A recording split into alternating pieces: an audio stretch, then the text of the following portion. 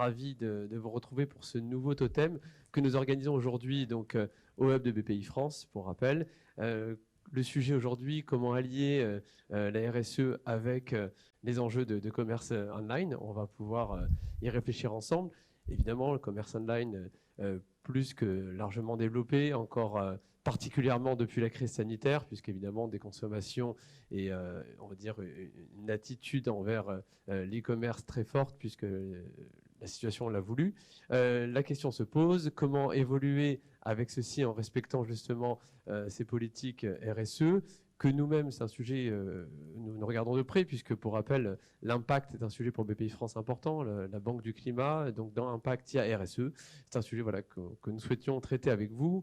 On a la chance pour le faire d'avoir 3 startups qui vont pouvoir témoigner, Choose, Foam et Back Market, qui seront présents et qu'on va appeler tout à l'heure pour venir nourrir cette problématique.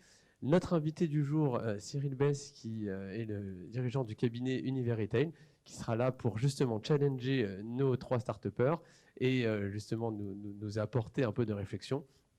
Et enfin, cette table ronde va être animée par Florie de Bayeux, qui est donc notre partenaire avec Uzbek Erika depuis plus d'1 an, avec qui nous travaillons sur ces totems que nous organisons.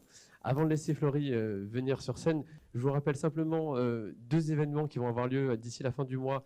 Un événement co-organisé avec WeSpeak Retail le 22 juin prochain, on va vous mettre le lien, qui est donc justement sur cet enjeu de consommation online. Et à la fin du mois, 29 juin, vous avez un événement justement sur des enjeux d'impact. Et donc on a un événement dédié, tout un mapping impact que nous serons ravis de vous présenter et pour lequel nous vous attendons nombreux sur cet événement. Merci encore de votre fidélité et Florie nous rejoint pour accueillir nos invités d'aujourd'hui. Bonjour et bienvenue à tous pour ce nouveau totem. Je suis du coup Florie de Bayeux, je travaille pour le média Uzbek Erika. Je prends la place de Thierry Keller. Si vous nous suivez et vous avez l'habitude d'assister au totem, vous devez le connaître, notre directeur des rédactions chez Uzbek Erika. Vous le savez, avec le Hub BPI France, on aime traiter des problématiques en lien à la fois avec les métiers et les grands enjeux de société.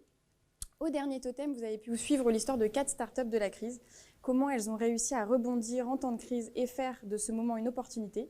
Je vous laisse vous connecter sur le site de BPI France, direction les totems pour regarder le replay et on enchaîne avec ce nouveau sujet. Comme le disait Jonathan, on souhaite explorer le rapport entre e-commerce et RSE.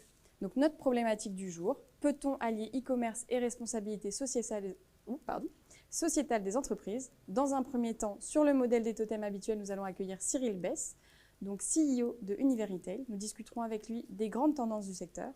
Puis nous accueillerons sur scène Camille Richard, responsable RSE chez Back Market, Aymeric Deschamps, cofondateur de Foam, et Timothée Richard, cofondateur de Choose. Nous essaierons ensemble, dans une discussion plus globale, dans un deuxième temps, donc sur une table ronde, de naviguer sur d'autres aspects du sujet pour comprendre, entre autres, l'impact de la crise sur le commerce en ligne, quels sont les critères RSE applicables au e-commerce, quels sont les critères RSE que l'on peut intégrer aussi dans cette grande tendance du digital, et enfin, on creusera avec nos invités comment les startups peuvent être catalyseurs de ces nouvelles tendances du RSE.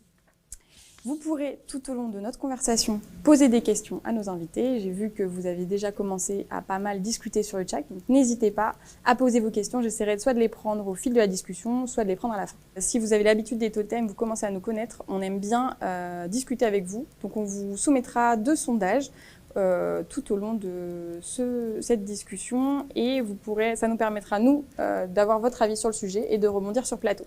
Donc sans plus attendre, on accueille Cyril Bess. Et pendant qu'il s'installe, je vais anticiper sur notre table ronde et vous soumettre notre premier sondage qui viendra donc nourrir la discussion de tout à l'heure. Le sondage, c'est, normalement, il doit s'afficher tout de suite. Avez-vous plus tendance à acheter en ligne depuis la crise? Vous avez comme réponse oui, un peu, oui, complètement et je continuerai. Oui, mais je vais arrêter dans un futur proche, fin de Covid. Non, pas du tout, je ne suis pas convaincue par l'achat en ligne. Cyril, bonjour. Je me tourne Bonjour Florie. Vers toi. Tu es CEO de Univerretail. Vous êtes un cabinet de conseil en stratégie et management spécialisé dans le retail. Et vous avez une vision assez globale de ce qui se passe dans le secteur. Peut-être ma première question pour toi, déjà peut-être je peux prendre le temps de te présenter et de présenter le cabinet. Et puis dans un second temps, on passera peut-être aux grandes tendances que vous avez pu vous percevoir dans le retail. Très bien. Donc, pour présenter rapidement Univers Retail, donc on est effectivement un cabinet de conseil en management et en stratégie opérationnelle. On est spécialisé sur le marché du retail B2B et B2C.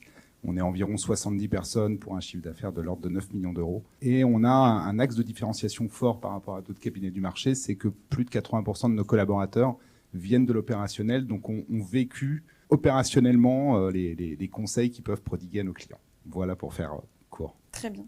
Et bah, du coup, pour ma première, parce que vous êtes complètement dans ce marché, peut-être ma première question, c'est quelles sont pour toi pour vous, chez Univers Retail, les grandes tendances qui sont perçues aujourd'hui dans le retail par rapport à la vente en ligne? Alors, il y en a beaucoup. Maintenant, si je dois en citer quelques-unes, en premier lieu, j'ai envie de dire l'omnicanal ou le commerce unifié, qui est le terme un peu plus à la mode, même si nous, chez Univers Retail, on préfère parler d'omni-supply, parce que finalement, l'omnicanal sans la supply chain, ça reste que du marketing souvent déceptif pour le consommateur.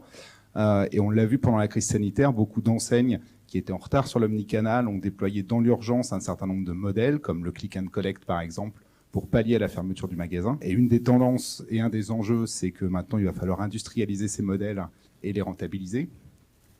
Ensuite, la crise sanitaire a accéléré un certain nombre de tendances et a été un catalyseur de tendances. Notamment sur des aspects de tout ce qui touche au marché de l'occasion et de la seconde main. C'était historiquement un marché de pure player avec des gens comme Vinted, par exemple. Mais beaucoup d'enseignes se sont lancées dans la seconde main au sortir ou pendant la crise sanitaire, et y compris des enseignes de l'alimentaire comme Auchan sur la partie textile, mais aussi des enseignes de fashion classiques, Jacadi ou Kiabi, par exemple, et même le bricolage Chimay, voilà, avec des réflexions notamment chez Leroy Merlin. Très bien. On y reviendra tout à l'heure avec nos intervenants, donc restez avec nous. Le marché de la location aussi, avec Decathlon qui lance des locations longue durée pour des vélos sur un format un peu de leasing, mais aussi des marques de luxe qui proposent de louer une robe de soirée, par exemple, pour un événement. Et puis, en filigrane de tout ça, effectivement, la responsabilité sociétale et environnementale des marques et des enseignes, où la crise sanitaire a exacerbé la sensibilité des consommateurs justement à cette démarche RSE des enseignes et des marques. Et aujourd'hui, pour donner quelques chiffres, issus du baromètre LSA sur les marques responsables dont on est partenaire, plus de 80% des consommateurs sont très attentifs à la responsabilité des marques dans l'acte d'achat. Donc c'est un vrai vecteur d'achat pour eux et de fidélisation d'une certaine façon.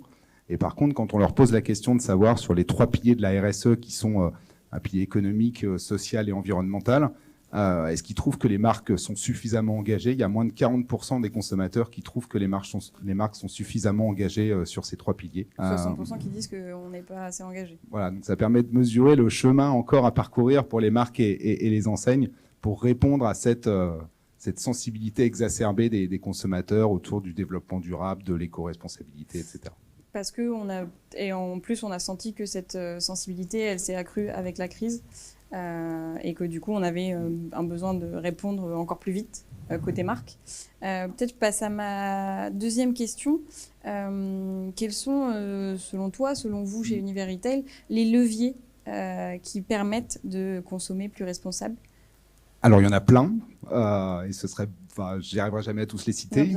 Par contre, pour une marque ou une enseigne, vu du consommateur, évidemment, il y a le produit en tant que tel. Donc, où est-ce qu'il est produit, comment il est fabriqué, avec quels matériaux et quels ingrédients, est-ce qu'il contient des allergènes dans le cadre de l'alimentaire, quel est son Nutri-Score. Donc ça, c'est le produit en lui-même. Ensuite, il y a tout ce qui va être packaging autour du produit. Est-ce que le packaging est recyclable? Est-ce qu'il contient, à l'inverse, des matériaux non recyclables? Et puis, il y a tous les sujets liés au transport. Donc, comment il est acheminé? Est-ce que c'est un acheminement par camionnette ou poids lourd électrique, puisque ça commence à émerger? Finalement, il y a beaucoup de leviers et on souhaite, en tant que consommateur, c'est ce que vous disiez, la sensibilité exacerbée, on souhaite aujourd'hui avoir toutes ces infos-là, plus de transparence.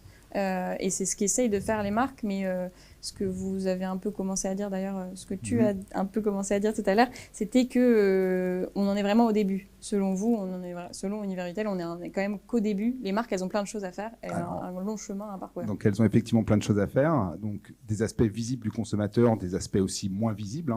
puisque en tant qu'entreprise, une marque de plus en plus se doit d'engager sa responsabilité sociétale et environnementale auprès de ses collaborateurs et en interne. Et après, effectivement, en fonction de son modèle, ça va être cette transparence, elle va nécessiter, par exemple, pour un acteur du e-commerce, de modifier potentiellement l'affichage de ses fiches produits pour afficher la provenance du produit, sa composition, etc.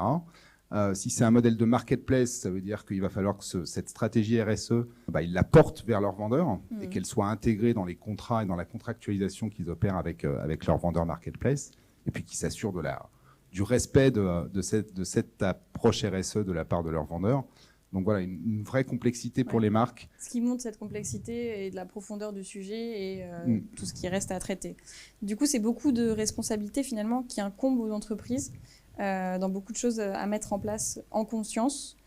Et peut-être ma dernière question avant d'inviter nos autres invités, nos start-upers, comme disait Jonathan, sur cette table ronde, c'est qui est, selon toi, moteur dans cette tendance pour être plus responsable? Est-ce que c'est le consommateur? Est-ce que c'est les marques? Est-ce que c'est les deux? Et c'est un équilibre à trouver? Alors, je pense que d'une certaine façon, c'est un peu les deux. Je pense que le consommateur a développé, et pas seulement avec la crise sanitaire, ça existait déjà avant, cette sensibilité RSE, ça a juste été accéléré par la crise. Les marques ont aussi pris conscience depuis un certain temps qu'elles avaient un vrai rôle à jouer dans cette approche RSE.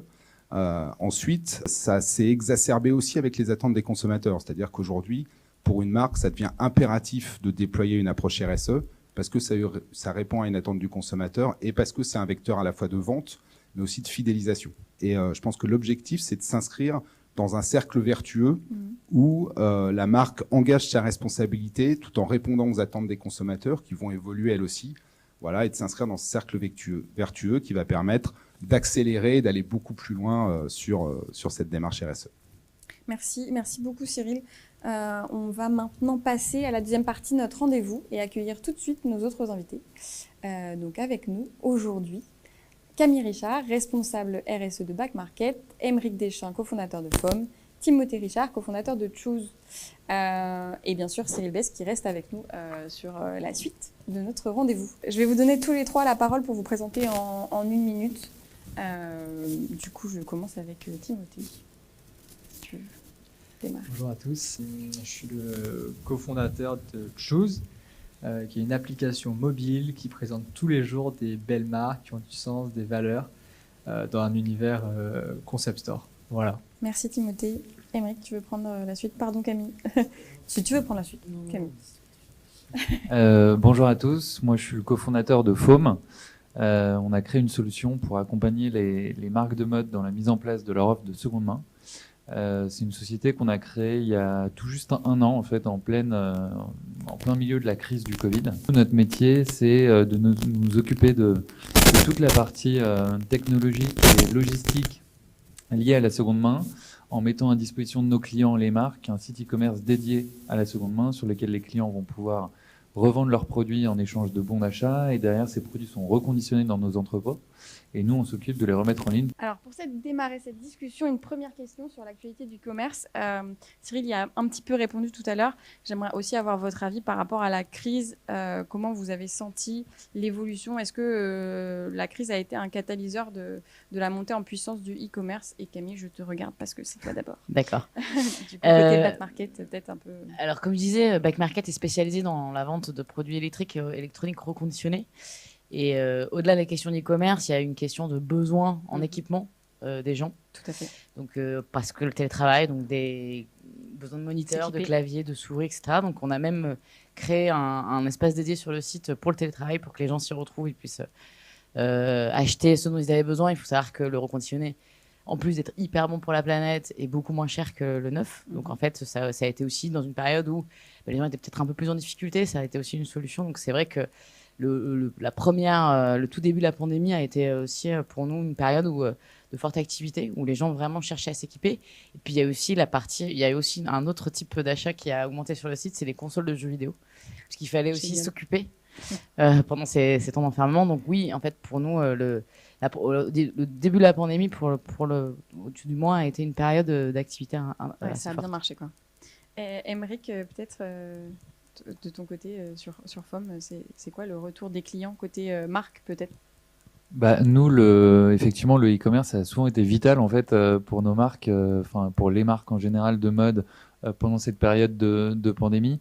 Donc nous, ce qu'on a pu observer, c'est effectivement, d'après les chiffres qu'on a de nos clients, déjà la part que peut représenter le e-commerce dans le chiffre d'affaires des marques était en moyenne autour de, enfin ça dépend des marques, mais autour de 10-15% de leur business.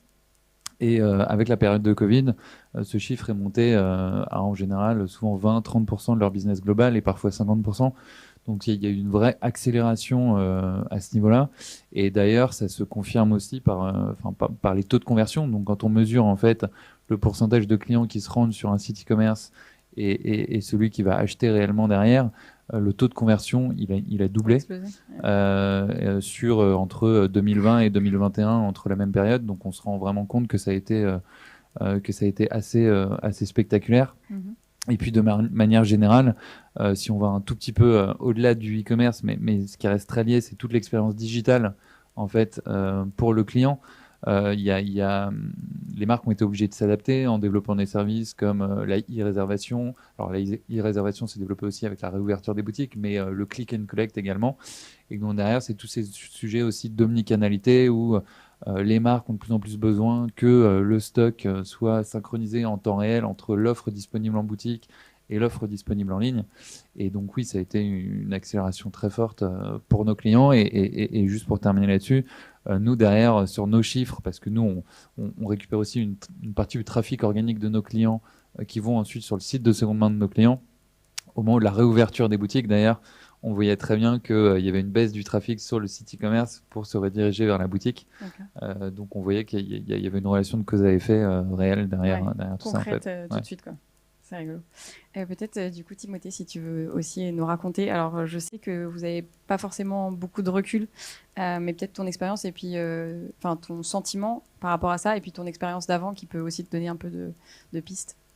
Yes, comme tu le disais, on n'a pas un historique aussi important que des acteurs comme Back Market, donc pas facile d'analyser.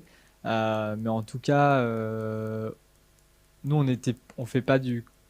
on vend pas des produits de première nécessité. Donc on a pas eu l'explosion qu'il y a pu avoir sur d'autres typologies de sites qu'on connaît tous. Après, on a aidé quand même pas mal de marques qui avaient aussi des boutiques physiques et qui avaient du mal, entre guillemets, à vendre, à être un autre acteur et un autre funnel de vente pour leur permettre à notre échelle de surmonter ce moment difficile. Oui, c'est ça. Vous avez peut-être aussi un peu surfé sur cette vague d'un besoin de ces marques d'être mises en avant et de mettre en avant leur site de e-commerce. C'était plus de leur permettre pour certaines de vendre, parce qu'en fait, avoir un site e-commerce, c'est cool. Avoir un site e-commerce qui vend, c'est un autre métier. Donc, tout le monde est capable d'ouvrir un Shopify, mais de vendre et d'avoir des niveaux un certain nombre de clients, etc., c'est un autre métier. Donc nous, on avait déjà cette communauté et ça leur permettait de faire une forme de transition et de pouvoir quand même vendre des objets et des produits en passant par nous. Déjà, encore bravo de vous être lancé dans cette période. C'est chouette. Je finis du coup cette première partie avec les résultats du premier sondage. Je rappelle la question. Avez-vous plus tendance à acheter en ligne depuis la crise ? 45% oui, un peu. 32% oui, complètement et je continuerai. Et 23% non, pas du tout, je ne suis pas convaincue par l'achat en ligne. S'il y en a un de vous qui veut rebondir sur ces chiffres, je trouve ça assez marrant d'avoir 32% sur oui, complètement et je continuerai. Et ça va un peu dans les tendances que vous nous disiez à l'instant. Pour la suite, peut-être Cyril, je me tourne vers toi. Et pour revenir sur le sujet qui nous concerne, qui est allié RSE et e-commerce, est-ce que tu penses que c'est plus difficile pour un site de e-commerce d'intégrer les référentiels RSE qu'on connaît aujourd'hui ? Tu disais aujourd'hui, il y a beaucoup de choses, c'est peut-être tellement vague et tellement compliqué de pouvoir balayer tous les sujets qu'englobe le concept de RSE. Qu'est-ce que tu penses sur ce point-là ? Je suis pas sûr que ce soit plus compliqué pour un site e-commerce d'embrasser largement le référentiel RSE. Et j'ai presque envie de dire que potentiellement c'est plus simple parce que les contraintes ne sont pas les mêmes qu'un distributeur qui est présent à la fois sur l'e-commerce et sur le physique, et qui, d'une certaine façon, doit s'inscrire dans une démarche RSE, à la fois focalisé sur ses sujets e-commerce, mais aussi focalisé sur son physique, sur les flux de transport entre ses entrepôts, voilà. Là où souvent les e-commerçants et souvent les pure players, alors, hormis Amazon, qu'on a un petit peu partout, mais il n'y a pas forcément pléthore d'entrepôts et de flux logistiques inter-entrepôts, en fait. Donc, par contre, la vraie problématique, c'est effectivement l'acquisition de l'information produit pour pouvoir la restituer aux consommateurs et de s'inscrire dans cette démarche de transparence. Et ensuite, c'est tout le pilotage du transport avec quelque chose qu'on voit de plus en plus émerger, qui s'appelle la slow logistique, où le concept, c'est de dire, finalement, on ne va pas aller à la course au délai de livraison comme peut le faire Amazon. On va préférer livrer plus tard, mais par contre, on va réduire significativement nos émissions carbone parce qu'on va faire que des tournées avec des camions pleins et des tournées organisées pour faire le moins de kilomètres possible finalement avec le camion ou la camionnette qui va livrer. Donc voilà, en synthèse, je suis pas sûr que ce soit plus compliqué pour un site e-commerce que pour un distributeur omnicanal entre guillemets. Peut-être Camille, de ton point de vue à toi sur ce référentiel et cette difficulté peut-être moindre d'ailleurs du coup pour un e-commerce. Alors il y a deux, et de ton expérience du coup. Il y a Backmarket, c'est une marketplace, donc c'est pas simplement le e-commerce, c'est-à-dire qu'on met en relation des reconditionneurs qui est un secteur très hétérogène, donc il y a à la fois des gros reconditionnaires et des tout petits, donc c'est assez particulier, et des clients finaux, en l'occurrence B2C. Nous, en fait, on a fait notre premier bilan carbone. Il vient de sortir, d'ailleurs, je fais la petite promo. Et donc, on a à la fois regardé nos émissions directes, donc ce qui était dû à notre marketing, à notre site, à nos bureaux, etc. Et ce qu'on peut appeler nos émissions indirectes, donc justement les livraisons que tu évoquais. Alors, avec nous, la petite difficulté, c'est qu'on n'a pas la main sur ces livraisons-là. Donc, c'est vrai que quand tu dis que c'est pas forcément plus difficile, ça l'est en tout cas pour les marketplaces, parce qu'on a clairement une responsabilité, puisque même si nous ne sommes pas les mandataires directs, on a une responsabilité puisque ces livraisons n'existeraient peut-être pas si on n'était pas là. Donc il y a cette difficulté-là en fait d'à la fois d'être responsable et transparent sur notre action RSE, sur notre empreinte, et d'avoir les moyens pouvoir agir sur des sujets sur lesquels on n'a pas de levier direct. Donc en fait là, nous, on est en train de réfléchir à des solutions, on discute avec les transporteurs, on discute avec les reconditionneurs, on va informer les consommateurs aussi, pour pouvoir en fait arriver tous ensemble à s'aligner et puis avoir un levier intéressant aussi pour réduire ces émissions de façon significative. Je lance le sondage numéro 2. Consommer en ligne vous semble-t-il responsable?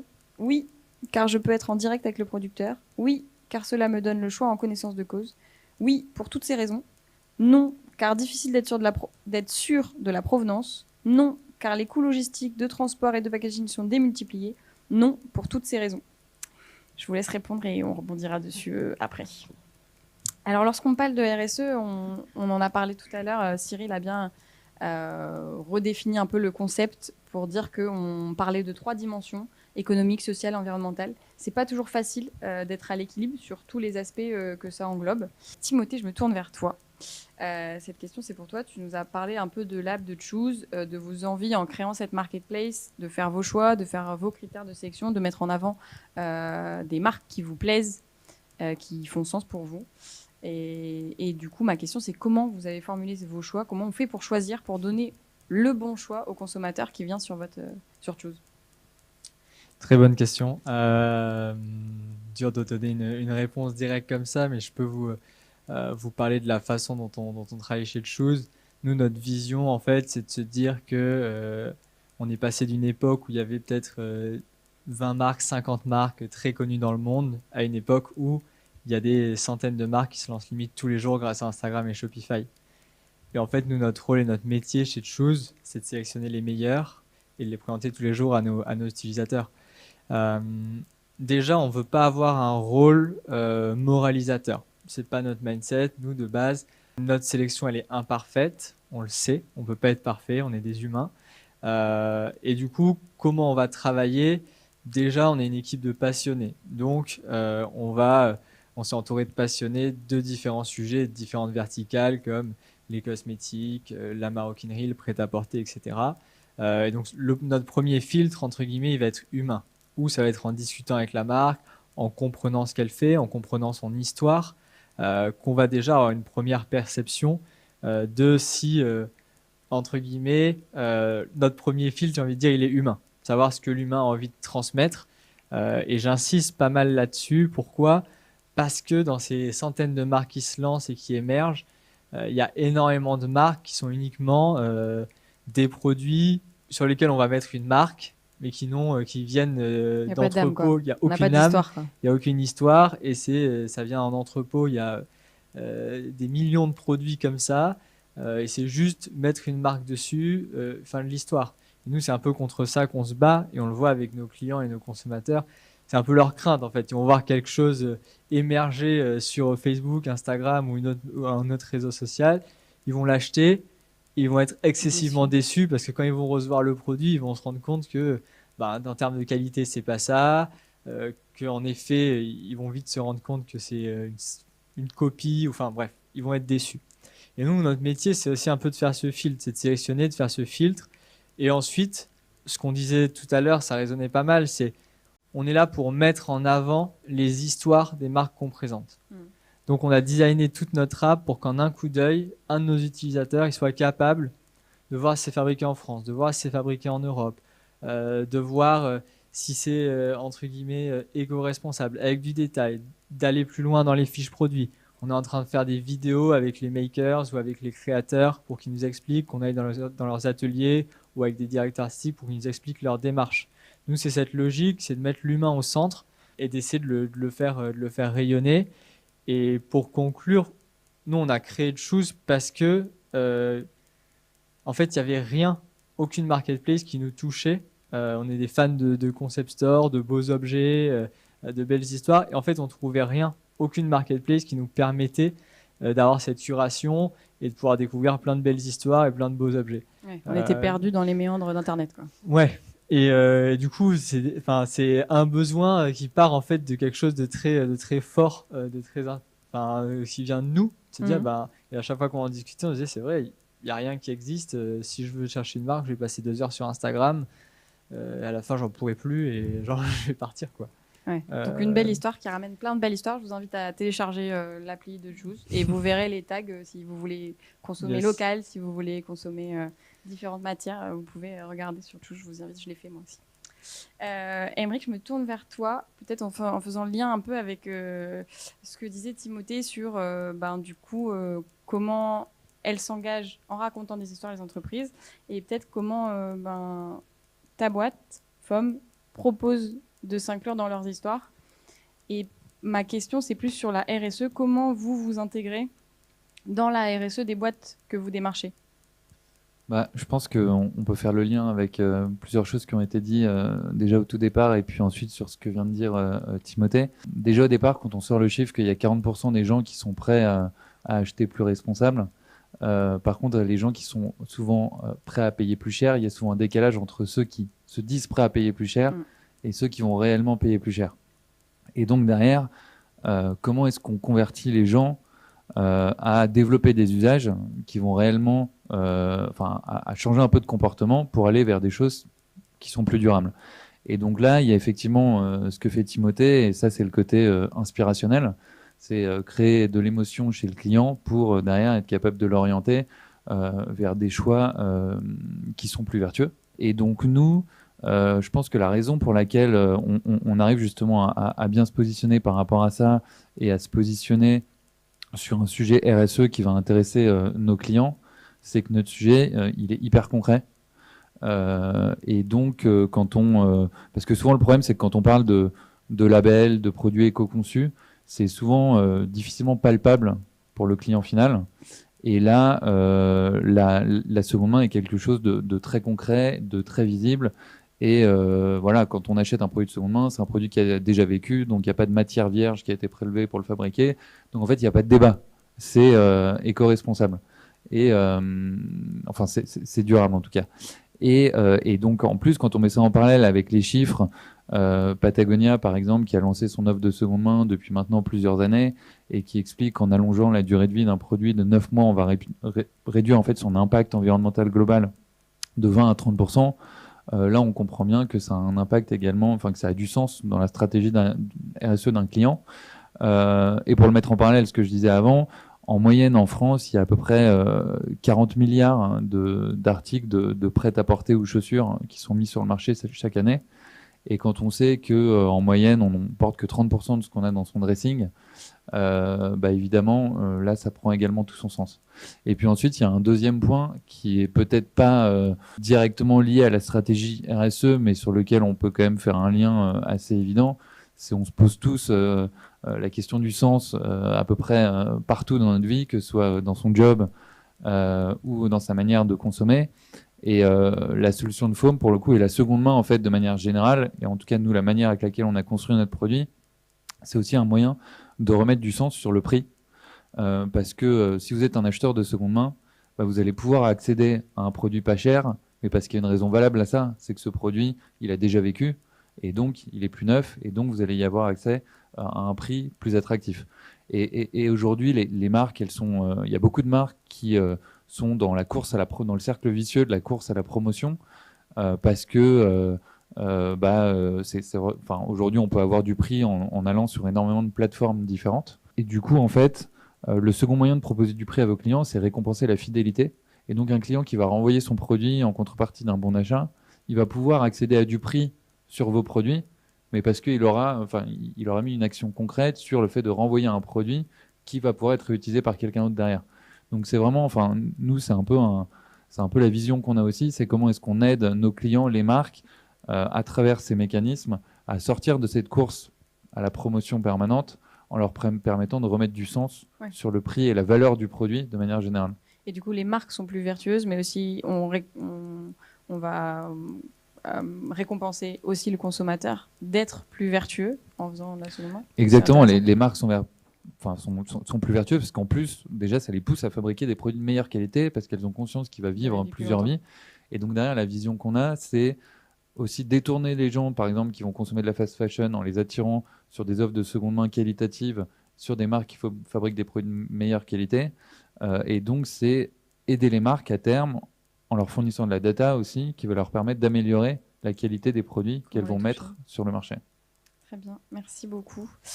Camille, ma prochaine question, c'était pour toi, peut-être pour un autre aspect aussi de la RSE que je trouvais intéressant d'aborder. On a parlé beaucoup d'environnement, j'aimerais même parler de société, parce que Back Market, ça permet, comme tu disais tout à l'heure, de de toucher et de faire rencontrer un marché, un besoin avec une offre qui n'est pas forcément locale. Vous êtes sur plusieurs pays, vous êtes sur plusieurs villes en France. Et donc, ça répond à une partie de la RSE qui est de démocratiser aussi la consommation. Est-ce que tu peux nous en dire un peu plus sur cet aspect de ton travail, toi, chez Back Market ? Alors, moi, mon travail, il n'est pas tellement dans la vente en tant que tel, mais c'est vrai qu'il y a plusieurs sujets autour de la tech et autour du rôle de ce qu'on appelle les big tech. Donc, c'est des entreprises qui produisent des produits tech qui sont très, très chers. Et en fait, le reconditionner, et ce que je disais tout à l'heure, c'est que ça a déjà un impact très intéressant sur l'environnement, puisque c'est ce que disait Émeric aussi, c'est qu'en fait, on réduit énormément l'empreinte environnementale d'un produit en lui donnant une seconde vie, et on réduit aussi énormément son prix. Et donc, en fait, ça permet aussi à une partie de la population qui n'a pas forcément accès à ces produits high-tech, parce qu'il y a une barrière d'entrée extrêmement élevée, d'avoir accès à ces produits-là. Après, le but premier de Back Market, c'était réduire l'impact du digital en rendant accessible cette solution qu'est le reconditionné, parce que l'électronique reconditionnée est quelque chose qui existe depuis très longtemps, mais qui n'était pas forcément très accessible aux consommateurs. Moi-même, il y a quelques années, je ne savais pas où acheter un ordinateur ou un téléphone reconditionné. Et c'est vrai que Back Market donne ces garanties-là. Et l'externalité positive de ça, c'est que le reconditionné ayant un prix très attractif, ça permet à plein de gens d'avoir accès en fait à des smartphones récents, à des ordinateurs récents, à s'équiper aussi, parce que aujourd'hui, on n'a pas le choix, on est obligé d'avoir des smartphones, des ordinateurs quand on veut étudier, quand on veut travailler, etc. Donc il y a aussi toute cette partie-là, et une partie peut-être plus aussi sociale et sociétale sur laquelle on essaie de travailler chez Back Market et qui n'a pas forcément à voir directement avec la vente. Mais c'est aussi la question des femmes dans la tech, parce qu'il y a aussi, c'est aussi un métier qui est très masculin. Donc on essaie de travailler sur ces aspects-là aussi. Donc c'est vrai que la RSE, on parle beaucoup d'environnement et c'est vraiment une partie qui est très importante. Mais il y a aussi voilà, le côté, ce que tu disais tout à l'heure, parce qu'il y a un aspect environnemental, social et économique. Économique aussi. Et c'est à la fois comment on s'inscrit dans un écosystème économique, comment on travaille avec le local, avec toutes les couches de la population. Et aussi, on donne accès aussi, exactement, de la visibilité. Exactement. Et puis évidemment également comment on travaille sur la diversité, l'inclusion dans ces métiers qui ne sont pas forcément accessibles à tout le monde. Merci, merci. Je crois que j'ai récupéré les résultats du sondage. C'est très ouvert. Consommer en ligne vous semble-t-il responsable? 32% non, car les coûts logistiques de transport et de packaging sont démultipliés. 20% oui, car cela me donne le choix en connaissance de cause. 20% oui, pour toutes ces raisons. 12% oui, car je peux être en direct avec le producteur. 12% non, pour toutes ces raisons. Et on retiendra quand même le non. Hein. Coût logistique, transport et packaging démultipliés. Peut-être, pour rebondir sur le sondage, sur le côté confiance du consommateur dans l'acte d'achat en ligne, Timothée, je sais que vous avez toujours la difficulté de vérifier vos marques et vos partenaires. Comment vous vous en sortez pour identifier une arnaque? Est-ce que tu as peut-être une anecdote à nous raconter, un truc qui vous serait arrivé aussi et comment vous vous en sortez pour identifier ça dans les méandres d'Internet? Pour donner un d'Internet. ordre d'idée, déjà on a travaillé avec à peu près entre 1500 et 2000 marques depuis notre lancement, donc ça fait pas mal de monde. Et en fait, il nous est arrivé en effet de travailler sur une marque avec des produits qui étaient expédiés de Chine, on l'a directement vu après coup, qui étaient en fait juste des copycats de produits existants, rebrandés avec une marque. C'est tout l'inverse de ce qu'on veut faire. Donc juste pour l'anecdote, on a remboursé tous nos clients en s'excusant et on a fait un mail pour leur expliquer que c'était pas du tout notre mindset et que voilà, ils allaient recevoir un produit qui venait de Chine et que c'était juste qu'on s'était fait avoir. Ça nous arrive et on n'en prend que des learnings. Donc comment on a pas mal d'outils pour détecter ça. On a une série de questions qu'on va poser aux marques qui travaillent avec nous. On est souvent, maintenant qu'on est une équipe assez importante, très souvent il y a au moins une personne de la team qui est client ou cliente de la marque qu'on va présenter. Si on a le moindre doute, on demande à la marque de nous envoyer un produit ou on commande directement sur son site pour checker. Donc ça, c'est tous les checks qu'on fait en interne avant de présenter une marque. Il y en a plein d'autres, mais ça prend un peu de temps. Et le deuxième sujet qui est très très important chez nous et sur lequel on travaille énormément, c'est les reviews et les avis de nos clients.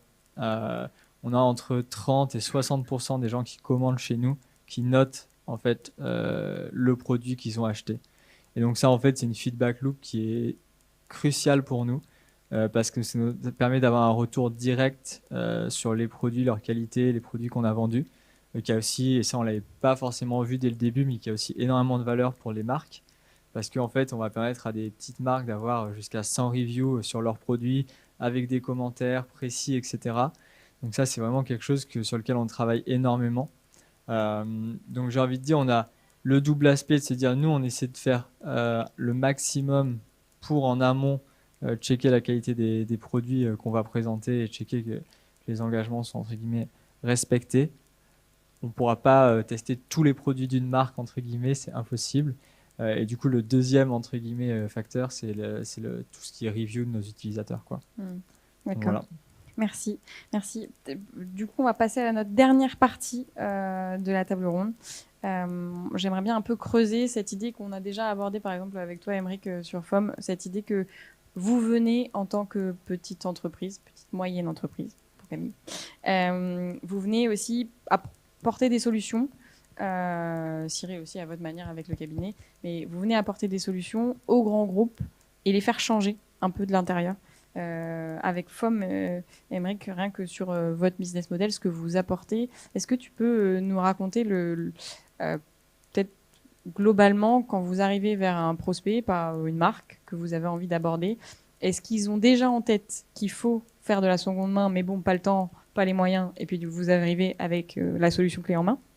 Ou est-ce que vous venez démocratiser le sujet, être pédago et tout leur raconter, parce qu'en fait, c'était pas forcément un sujet qu'ils avaient développé?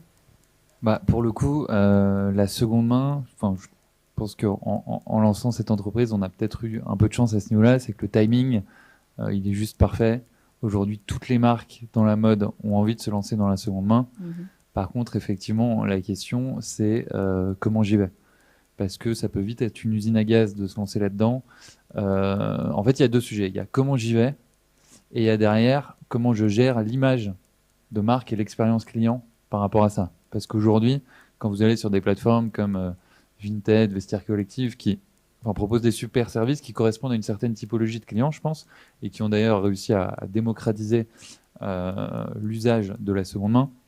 Les marques, elles, quand vous allez discuter avec Isabelle Marant, par exemple, ils n'ont pas du tout envie sur leur site d'avoir des produits pris en photo sur des carrelages de cuisine, pour faire simple. Et donc, toutes les marques avaient envie d'y aller, mais elles ne savaient pas comment y aller et elles avaient peur pour l'expérience client. Et donc, nous, effectivement, ça fait vraiment partie. Enfin, nous, notre mission, en tout cas, notre objectif, c'est vraiment d'universaliser l'usage de la seconde main grâce à l'expérience client en proposant une expérience qui soit équivalente à celle du neuf. Et donc, pour le coup, nos premiers clients comme Aigle, Flair ou Balzac, je suis hyper reconnaissant envers eux parce qu'au début, quand on discutait avec eux, on n'avait vraiment pas de produits. Maintenant, on peut le dire. Et du coup, c'est vraiment eux qui nous aidaient à réfléchir aux solutions qu'on pouvait leur apporter.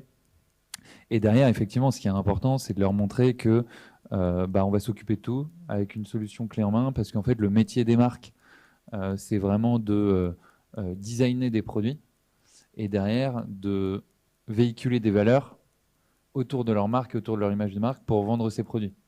En fait, les marques, elles ne gèrent même pas la logistique, elles sous-traitent la fabrication et donc il n'y a pas beaucoup de raisons pour qu'elles traitent la logistique de seconde main.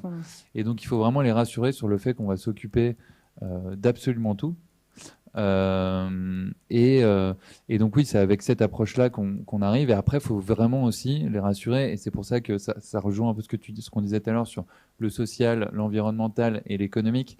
À un moment, si on va avoir un impact global, l'impact global, il arrive si on a un business économique, un business model qui est tenable.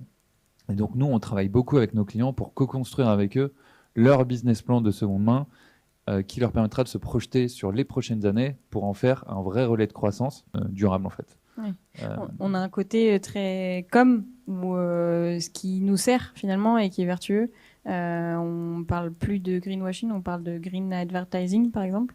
Et est-ce que c'est pas aussi bon pour vous et bon pour tout le monde, la société de manière générale, qu'ils aient envie de... Clairement, en fait, moi je pense très honnêtement, alors nos clients ne nous le disent pas tous, mais je pense que la première raison pour laquelle nous achètent nos clients, c'est d'abord la communication, parce qu'encore une fois, la seconde main, c'est un engagement très concret en faveur du développement durable. Mais maintenant, dans les relations qu'on a avec nos marques, on le sent très bien, elles se projettent sur le long terme, elles veulent intégrer ça en fil rouge dans toute leur communication et elles veulent l'activer de manière cohérente dans tout le parcours client. Et donc, elles se projettent vraiment sur le long terme parce qu'elles ont parfaitement conscience que déjà, c'est ce qu'attend le client, mais elles ont, en termes de développement durable, mais elles ont aussi conscience que derrière, il y a beaucoup de bénéfices, que ce soit en termes d'image, évidemment, mais aussi en termes d'acquisition, de fidélisation, et même de revenus. À terme, Patagonia explique que la seconde main, dans son business global, ça représentera 10 à 20% de ses volumes. Et nous, on pense que la seconde main pourra, chez nos clients, représenter peut-être 10% de leur chiffre d'affaires. Donc, en fait, c'est absolument énorme. Et donc, tout ça, le social, on a beaucoup réfléchi en économique et un peu plus tard en social aussi. Aujourd'hui, l'environnemental, il est indissociable de tout ça. Mais l'économique, si on va avoir de l'impact, le modèle économique, il doit tenir sur le long terme parce que sinon, personne n'ira. Je pense qu'effectivement, sur les trois piliers, et je suis d'accord avec ce qu'évoquait Aymeric, forcément, c'est le business model qui va faire qu'on va tenir sur ces trois piliers. Après, je crois aussi que inévitablement, les marques et les enseignes ne vont pas avancer à la même vitesse sur les trois piliers de la RSE. Et il va y avoir des choix qui vont être faits, des focus qui vont être faits. Pour des raisons à la fois d'investissement, de contraintes aussi internes qui font qu'il y a des choses qui sont possibles aujourd'hui et peut-être d'autres moins, mais qui le seront demain. Et puis il y a l'attente des consommateurs. Pour moi, la RSE, ce qui se cache derrière, c'est quand même un vrai sujet de société. Et finalement, c'est à un moment la rencontre entre les cycles technologiques qui sont de plus en plus fréquents et ce que les consommateurs et les gens en général ont envie de construire comme société de demain. C'est cette rencontre-là autour des usages qui feront qu'on avancera plus ou moins vite sur tel ou tel pilier. Merci. Camille, je me tourne vers toi peut-être sur ce côté-là, c'est cette RSE sur lequel on avance doucement mais sûrement. Ça fait 1 an que j'étais chez Bad Market. C'est pas une si grosse boîte. C'est intéressant de voir que ils ont créé un poste sur ce sujet-là. Est-ce que tu peux nous raconter c'était quoi la démarche, du coup jusqu'où ça peut aller? Est-ce que on y sera arrivé quand ton poste n'existera plus, du coup? Alors, bon, déjà, on va dire la préoccupation environnementale, elle est dans l'ADN de Back Market, elle est dans l'idée de base de la boîte. Et c'est vrai que quand Thibaut, Quentin et Vianney, quand ils ont créé Back Market, ils pensaient... Les cofondateurs, du coup? Oui, les 3 cofondateurs, pardon. Ils ont pensé qu'il n'y aurait pas forcément besoin de créer une direction RSE, parce que c'est tellement intégré, en fait, dans tout ce qu'on fait. Et c'est vrai que les gens qui viennent chez Back Market viennent aussi pour une question de sens, parce qu'ils y trouvent en fait un engagement pour la planète, pour la société, etc. Mais en fait, la boîte grossissant, ils se sont dit, OK, en fait, il y a tellement de choses qui se font. Il faut quelqu'un pour mettre un peu ça en musique, pour coordonner, pour donner une direction, et puis pour passer un peu à l'étape d'après aussi. Et c'est vrai que c'est encore une boîte qui est petite pour avoir un poste dédié, donc ça fait pile 1 an là, que je suis chez Back Market. Mais ça permet aussi de mettre beaucoup de choses en place qui auraient été peut-être plus compliquées, peut-être plus laborieuse à mettre en place dans une boîte plus grosse. Donc ça permet vraiment de prendre l'avance là-dessus. Et puis après, on a un positionnement qui est très environnemental. Et donc finalement, c'est devenu assez naturellement. Et moi, je travaille avec vraiment tout le monde, avec les opérationnels, avec les fonctions sport, et vraiment avec vraiment tout le monde. Et c'est vrai que ce que je rencontre au quotidien, c'est des gens qui sont déjà engagés, qui veulent intégrer plus de démarches RSE, plus de développement durable, plus de durabilité dans leurs tâches quotidiennes. Et donc, pour prendre ce que tu disais, si tout se passe bien, le futur de la RSE, c'est qu'il n'y aura plus besoin de responsables RSE, de direction développement durable, etc. En fait, ça sera tellement intégré dans la stratégie même de l'entreprise. Et Back Market en prend la direction, donc j'espère qu'un jour, il n'y aura plus besoin d'un poste comme le mien, mais c'est vrai que la RSE est déjà très, très fortement ancrée dans la stratégie, dans la vision. Mais il y a quand même besoin encore de quelqu'un qui aide à coordonner. Et idéalement, ça ruisselle sur tous vos fournisseurs, tous vos partenaires, tous les gens avec qui vous bossez. On est dans une démarche d'information auprès des consommateurs, parce que pour nous, en fait, on ne veut vraiment pas être dans une démarche de culpabilisation. On en parlait tout à l'heure aussi, de dire, en fait, c'est mal de consommer comme ça. En fait, c'est non. En fait, voici une solution facile. Allons-y tous ensemble. Faisons une révolution joyeuse autour de la consommation durable. Et donc, il y a déjà cet aspect-là. Après, on travaille aussi, évidemment, avec les reconditionneurs. On est en train de mettre en place un système d'évaluation qui repose sur des critères ESG, donc c'est environnement, social, gouvernance, des vendeurs qui vendent sur Back Market. Comme je disais, on discute aussi avec les transporteurs. Nos investisseurs sont aussi très, très focalisés sur ces sujets-là. Donc, en fait, toutes nos parties prenantes sont très engagées sur ces sujets-là. Et donc, on essaie de travailler ensemble. Et l'idée, c'est d'avoir l'impact le plus positif possible. Mais c'est toujours très complexe et dur de mettre tout ça en musique, de toute façon. Bien sûr, encore. Mais bientôt, un jour peut-être. J'ai une question de Catherine qui me dit « Comment appliquez-vous la RSE dans le colissage et le transport ?» Peut-être... Oui, peut-être si tu veux répondre, Émeric. Alors nous, justement, on l'applique pas encore assez bien pour le compte de nos clients et on travaille en collaboration avec nos clients parce que nous, on est en marque blanche, donc à la fin, c'est le client qui... Enfin, nous, on peut lui recommander une stratégie, mais c'est le client qui décide l'expérience client qu'il veut donner. Et pour répondre sur le sujet du colisage, aujourd'hui, on voit plein de solutions qui sont en train de se développer avec des entreprises comme une start-up française, enfin une entreprise française qui s'appelle Ipli, ou une entreprise anglo-saxonne, je crois, ou nordique, qui s'appelle Repack, qui sont des solutions de colisage réutilisables. Et donc, en fait, vous réceptionnez votre colis et derrière, vous avez une incitation à renvoyer à vide votre colis pour que ce colis soit utilisé. Alors, évidemment, on va dire il y a un colis qui transporte, qui fait le trajet à vide, mais en fait, quand on fait les études d'impact carbone et de cycle de vie produit, c'est beaucoup plus intéressant de réutiliser son colis que d'en fabriquer un nouveau, même s'il y en a un qui fait un trajet à vide. Et donc aujourd'hui, nous, c'est des solutions pour le coup auxquelles on réfléchit avec nos clients. Et déjà, effectivement, on essaye, nous, à travers ce qu'on peut proposer, de faire des emballages très minimalistes, sans emballages additionnels, par exemple du papier de soie ou ce genre de choses. C'est vraiment un emballage très brut. Mais aujourd'hui, on veut vraiment, par contre, à terme, aller vers ce type d'emballage réutilisable. Ok, attends, garde ton micro. J'ai une question pour toi, qui est FOM. Quelle est du coup votre valeur ajoutée par rapport à des plateformes comme Vinted? Eh ben, ça va vraiment être dans l'expérience client, en fait. Quand vous allez sur une plateforme Vinted, il y a d'un côté les personnes qui vont revendre leurs produits et il y a de l'autre côté les personnes qui vont acheter. Et donc nous, la valeur ajoutée qu'on propose, elle est très simple. Quand vous renvoyez votre produit via le service qu'on peut mettre en place chez nos marques, vous n'avez pas de photo à prendre de votre produit, vous n'avez pas d'annonce à rédiger, votre bon d'achat, il est garanti s'il respecte les conditions de reprise. Et donc vous n'avez pas besoin d'attendre qu'il soit vendu pour avoir votre bon d'achat. Et vous n'avez pas besoin ensuite, typiquement sur Vinted, Vestiaire Collectif, souvent vous devez discuter avec les acheteurs potentiels. Certains, ils sont un peu plus pinailleurs que d'autres sur toutes les questions qu'ils vous posent. Donc ça peut être un peu chronophage. Alors il y en a qui aiment bien, il y a des vraies communautés de Vinted, mais ça plaît franchement pas à tout le monde. Et nous, on pense que si on veut universaliser l'usage, il faut aller chercher justement toutes les personnes qui ont la flemme de faire tout ça. Et puis sur le côté achat, typiquement sur Vinted, moi, ma sœur m'avait offert un caban Sandro à Noël, et puis je l'ai porté pendant une semaine, et au bout d'une semaine, en l'enlevant, en fait, la manche s'est retournée, et là, je me suis rendu compte que la doublure était complètement déchirée. Et donc, l'idée, c'est aussi de créer une expérience client, donc équivalente à celle du neuf, en faisant un contrôle des produits pour s'assurer qu'ils sont en bon état, et derrière, en les nettoyant, en les repassant, on s'occupe du shooting photo et du pack shot, donc les produits sont tous présentés de la même manière et bien présentés.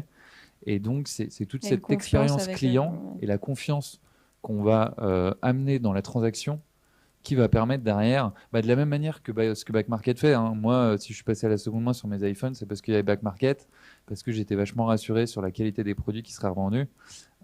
Et nous, on s'inspire beaucoup de Back Market sur ce qu'on met en place. Ça sert à ça aussi le totem, mettre en relation des gens qui peuvent se rentraider. J'ai une question de Paul qui est peut-être pour toi, Cyril, pardon. Comment éviter le greenwashing ou le window dressing par les entreprises sur leur qualité RSE et faire que l'information de consommateurs soit du marketing tangible? Vaste question, mais en même temps, pour moi, la réponse, elle est relativement simple. C'est-à-dire que une entreprise qui ne va pas faire du marketing tangible sur cette approche RSE, le consommateur va le voir rapidement, en fait. C'est-à-dire que là, ils sont obligés de faire ça. Voilà. Et finalement, cette vision extrêmement court-termiste de je vais mettre en avant des aspects RSE que j'ai pas ou que je propose pas vraiment, parce que c'est un vecteur de vente et parce que ça va me faire gagner de l'argent. Oui, à très court terme peut-être, mais le client, il partira, il reviendra jamais. Le coût d'acquisition du client, il est bien plus fort que le prix que ça a rapporté à l'enseigne ou à la marque qui a fait du greenwashing ou du marketing qui soit pas tangible sur son offre. Donc voilà, pour moi, c'est forcément s'inscrire dans quelque chose qui est pas durable, et les consommateurs vont s'en apercevoir extrêmement vite et fuir la marque. Et aujourd'hui, avec le phénomène des réseaux, tout se répand extrêmement vite et tout est viral extrêmement vite, notamment sur ces sujets-là. Donc c'est un très mauvais calcul de la part des marques et des enseignes. Quoi qu'il arrive, qu'on le veuille ou non, quoi. J'ai une question de Jean-Marc, peut-être que ce sera notre dernière question avant la fin. Elle n'est pas ciblée pour quelqu'un, donc qui veut la prendre. Calculez-vous la pollution numérique liée à l'exposition de la demande sur les sites e-marchands? Quelles démarches concrètes avez-vous déjà engagées sur ce sujet? La pollution numérique, c'est les empreintes carbone du site, j'imagine. Je pense qu'il veut dire ça. Ok, alors oui, bien sûr. Donc, comme je disais, nous, on a fait un bilan carbone, donc on sait qu'on retrouvera, on vous enverra le lien dans le. On sait quelles sont les émissions carbone qui sont liées au fait qu'on ait un site qui existe, etc. Donc, à partir de là, on est en train de réfléchir avec les équipes techniques, des équipes de Back Market, comment en fait on rend notre site aussi plus sobre. Il y a une question aussi de l'hébergement des data. Donc, en fait, quel type de data center on choisit, quel fournisseur. Enfin, il y a plein de choses à faire, en fait, là-dessus. Après, il faut quand même avoir on parle beaucoup de la pollution numérique et des data centers et du streaming, etc. Mais le vrai impact du digital, c'est la production des terminaux qui est plus de la moitié de l'impact du digital aujourd'hui. Donc, il faut voir tous ces aspects-là, en fait. Quand on parle de pollution numérique, il faut vraiment voir toute la chaîne de valeur. Et on a tous un petit rôle à jouer sur ces aspects-là. Sachant que vous, en plus, vous êtes créé sur cette partie-là de dire, bah voilà, nous, les devices, on vous offre. Oui, je prêche complètement pour ma chapelle, on est d'accord. J'avais une dernière peut-être petite question que je prends pas dans la communauté, mais que j'avais envie de vous poser, qui est juste parce qu'on est Uzbek Erika et qu'on aime bien explorer le futur. Peut-être si l'un d'entre vous a envie d'y répondre, c'est quoi pour vous la consommation en ligne de demain, ou une tendance souhaitable, une tendance que vous avez identifiée dernièrement et qui vous semble intéressante à aller explorer. Et on parlait de colissage tout à l'heure, il y en a peut-être d'autres. Je te sens... Ouais. Non, honnêtement, je sais pas si je suis chaud pour répondre à la question parce qu'elle est quand même pas, enfin, je suis pas vraiment devin. Mais moi, je dirais mais enfin, je pense que c'est comme souvent, les modèles, ils seront hybrides. Et par contre, ce qui est intéressant de voir, c'est que les offres de services sont de plus en plus, enfin, sont de plus en plus multiples.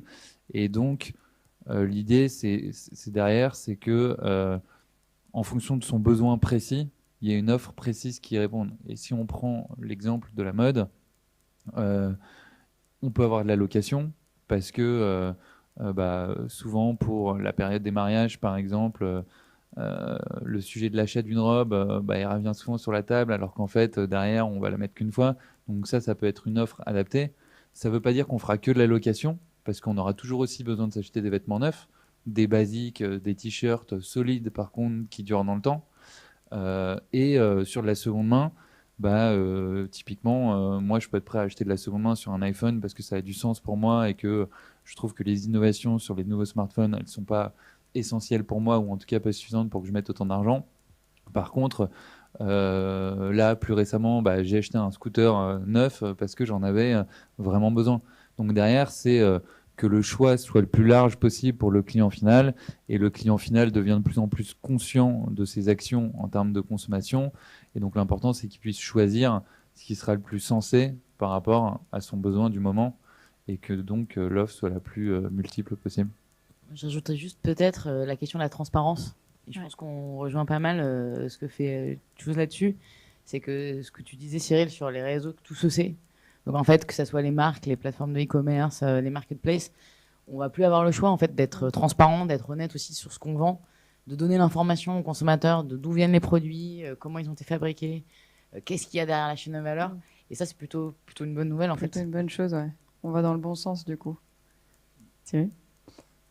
Et oui, peut-être pour compléter ce qui a déjà été dit, moi je parlerais d'équilibre en fait, si on se projette.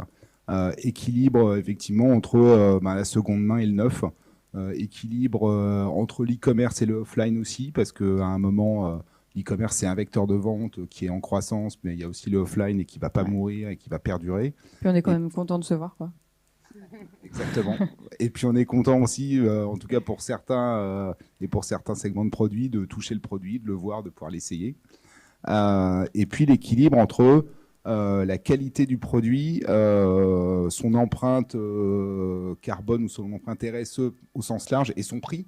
Parce qu'il ne faut pas oublier aussi que la RSE, sur certains segments, sur l'alimentaire par exemple, tout le monde parle de circuit court et de consommer local, ça a un prix. Et je pense que l'objectif, ça doit être d'avoir un juste équilibre entre justement le prix et la qualité de ce qu'on consomme, et de tendre en tout cas vers l'objectif de rendre accessible à tous le fait de consommer mieux et plus éco-responsable et de meilleure qualité. Merci à tous les quatre pour ces mots de la Merci. fin, et puis sur débat très équilibré aussi. C'est terminé pour aujourd'hui Totem. Merci à vous. Merci aussi à Claire Dubois-Louveau et Mathilde Léré de BPI France Le Hub pour leur travail sur ce projet. Merci à Léa de chez Uzbek aussi d'avoir travaillé avec moi sur ce projet. Merci à mon mentor et ami Thierry Keller d'Uzbek Erika de m'avoir encore une fois cédé la place sur ce rendez-vous. Nous vous retrouvons le 6 juillet prochain pour un nouvel épisode de Totem, consacré cette fois à l'évolution des ressources humaines. Salut à tous et à bientôt.